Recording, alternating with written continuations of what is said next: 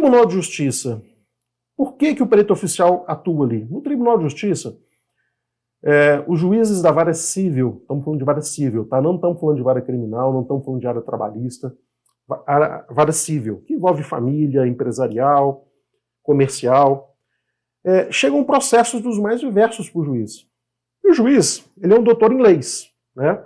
O juiz, ele estudou direito, ele entende muito das leis, eles têm muita competência, eles entendem de leis. Só que chegam dos mais diversos processos para o juiz. E o juiz, ele não sabe e nem tem obrigação de saber tudo, né? Então chega, por exemplo, lá questões da área contábil. Duas empresas fizeram um contrato, uma disse que não recebeu, a outra disse que pagou, uma fala que não recebeu o material para pagar, chega o processo para o juiz. Então, naqueles temas que o juiz não tem especialidade, ele tem que chamar um perito para auxiliá-lo. Nesse caso, um perito contábil. Um caso de danos morais, alguém se sentiu injuriado, se sentiu tocado por uma ação de outra pessoa. O juiz vai chamar um perito psicólogo para interpretar aquilo e entender se realmente aquela pessoa que está reclamando ficou com uma sequela psicológica. E no caso nosso também, engenheiros, arquitetos, corretores de imóveis e mais recentemente os técnicos de identificação, quando chega para o juiz processos nos quais ele precisa determinar o valor de mercado de um imóvel, ele não sabe fazer isso. Ele precisa nomear um perito de confiança para fazer esse trabalho. E são os mais diversos processos. Então, vamos lá. Um inventário de família. O patriarca faleceu, deixou vários imóveis para alguns herdeiros, ou então deixou um único imóvel para vários herdeiros. Não se chegou num consenso, numa negociação. Isso vai para a justiça, o juiz determina que um perito judicial seja nomeado para ajudar o juiz a resolver isso. Casamento, um divórcio, tem lá o imóvel da família, precisa avaliar para fazer a justa partilha. E diversas outras situações. O imóvel foi desapropriado para ampliação de uma avenida, então construção de uma estrada, passagem de uma linha de transmissão, aquela pessoa foi indenizada. Só que ela não concorda com o valor, foi para a justiça. O juiz nomeia um perito judicial, avaliador, para fazer o laudo de avaliação, determinando o justo valor de mercado desse imóvel. Então o perito judicial, ele é, de acordo com o CPC, Código de Processo Civil, pessoa de confiança do juiz. Ele é pessoa de confiança do juiz. E o que ele vai fazer? Ele vai gerar para o juiz a prova pericial.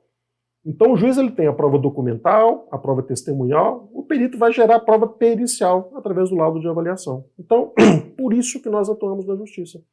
Ok? E muito importante, eu já vou falar com vocês aqui o seguinte, o processo na justiça sempre tem duas ou mais partes, não existe processo na justiça de uma única parte, tem sempre alguém discutindo com alguém, uma empresa com alguém, alguém com o governo. Então o processo tem duas ou mais partes. Então o perito do juiz, ele atua pro juiz, ele é nomeado pelo Tribunal de Justiça aqui, enquanto as partes com seus advogados podem também indicar assistentes técnicos. Tá? Então hoje nós vamos falar de como que as etapas para você começar a atuar para o juiz. Numa live futura, num programa futuro, nós vamos falar sobre essa questão de atuar para os advogados das partes. Mas então, a primeira coisa que você tem que fazer, a primeira etapa, já anota aí no seu caderninho, no papel que você separou com a caneta para anotar, fazer as suas anotações de aula. A primeira etapa é se preparar tecnicamente. Isso é muito importante. Você tem que entender de avaliação de imóveis para se tornar um perito avaliador de imóveis. Apesar de ser uma atividade, uma atividade da habilitação profissional de engenheiros, arquitetos, corretores de imóveis, essa disciplina não é ensinada nos cursos de graduação, nos cursos de preparação dos profissionais. Isso é um fato. Algumas pessoas fazem contato comigo pelas redes sociais e falam que tiveram essa disciplina. Mas são pouquíssimos cursos de graduação em engenharia e arquitetura que fazem isso. E mesmo essas disciplinas são muito superficiais. Então a primeira coisa que você tem que fazer, a primeira etapa, é se qualificar tecnicamente.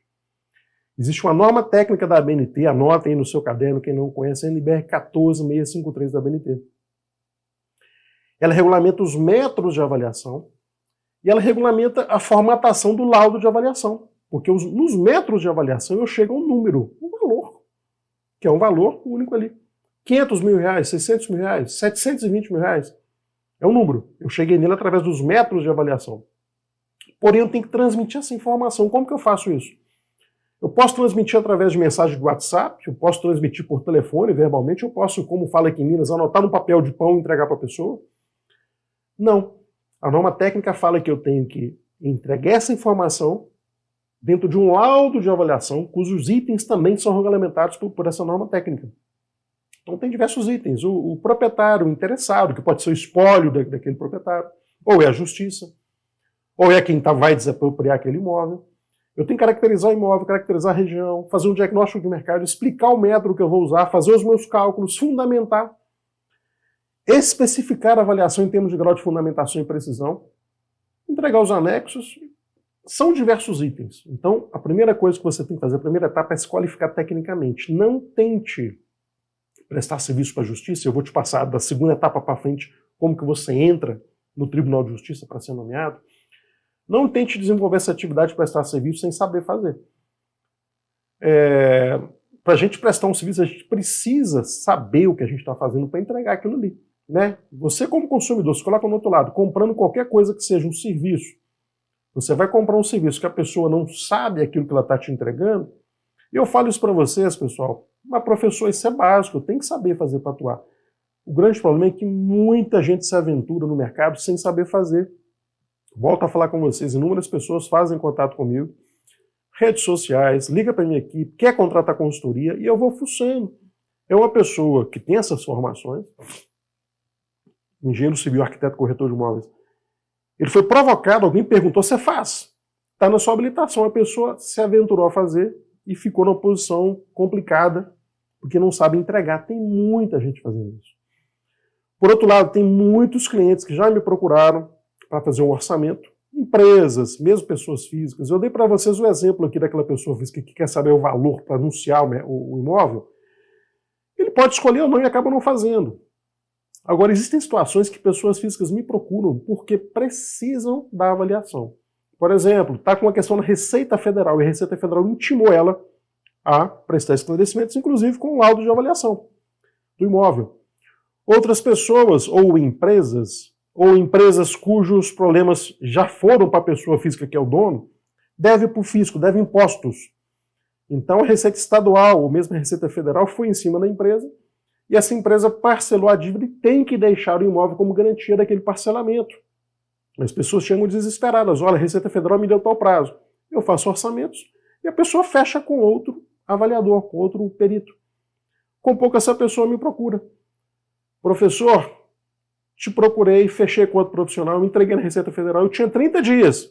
A Receita pegou o laudo e disse que esse laudo não presta. Isso não é um laudo, isso é outra coisa, mas não é laudo. E agora, professor, tem só uma semana. Só resolve para mim? Eu consigo resolver, porque eu tenho estrutura, eu tenho equipe, eu tenho tudo pronto, eu resolvo em uma semana, mas eu cobro mais caro, não para explorar aquela pessoa de maneira nenhuma. É porque eu preciso passar o trabalho dela na frente de outros. Eu preciso trabalhar até mais tarde. Eu preciso trabalhar no fim de semana.